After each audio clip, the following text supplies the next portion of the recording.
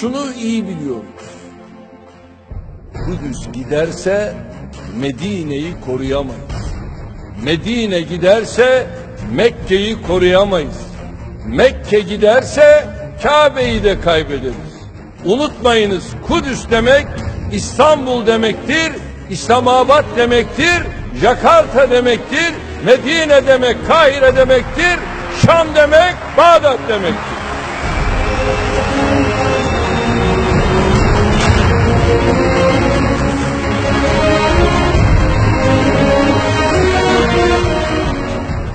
Kabe demek tüm Müslümanlar olarak hepimizin şerefi, namusu, onuru, haysiyeti, varlık gayesi demek. Biz bunların hiçbirinden vazgeçemeyiz. Allah'ın emrine ve ecdadın emanetine sahip çıkmak için ne gerekiyorsa bunu yapacağız.